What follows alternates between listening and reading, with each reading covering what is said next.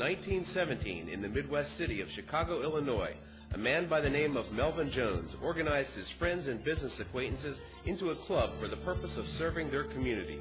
That group of men, calling themselves the Lions, through hard work and commitment, began to make a difference in the lives of the community they served.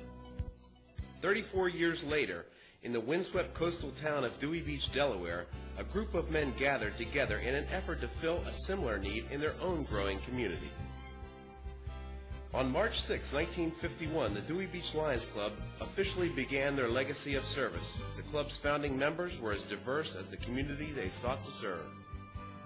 With local personalities the likes of Dick Baird, the sea captain, Fred Clifton, the mason, Pierce Cody, tavern owner, Dick Symes, grocery store owner, Vern Rubel, dairyman, Ernest Rash, real estate, Theodore Palmer, the lighthouse keeper, Fred Vogel, the artist, and William Wilson, lumberman, the club seemed poised for success. I joined the Dewey Beach Lions Club in 1959. At that particular time, it was a very congenial group of men.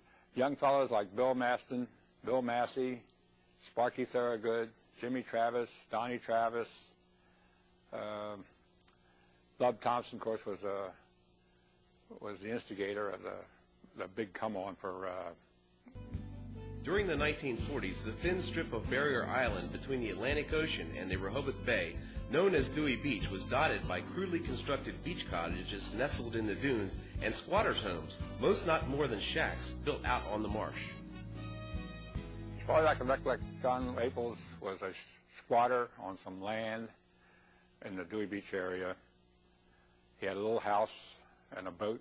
He used to rent boats out right around that area for fishermen and clammers. One of those early residents of Dewey Beach, a marsh shack dweller, Johnny Waples, was one of the first recipients of the Dewey Beach Lions Club's community service and, as fate would have it, had a profound influence on the Dewey Beach Lions Club's future. Johnny's shack was located on Dewey's western shore near the head of the Bay Cove, where he rented boats during the summer and survived any way he could during the fierce winter months. John Waples originally came from Rehoboth Beach. John Waples actually was a squatter, and he lived in this cabin. He rented rowboats, and he had a job keeping track of the tithes for the state government.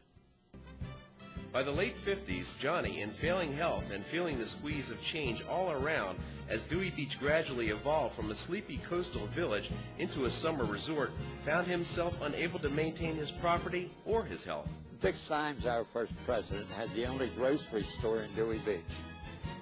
Bill Wilson, another good lion, had a variety store.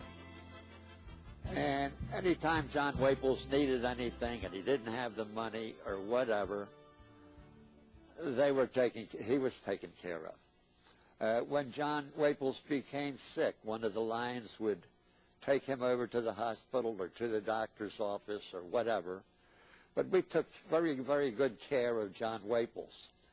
In fact, we had a system where John Waples used to raise, he had about a 10-foot flagpole, and he used to raise the flag every day when he felt well. If he didn't feel well, the flag wouldn't go up, and one of us would be down there to find out what was wrong. So that's where we kept tabs on John.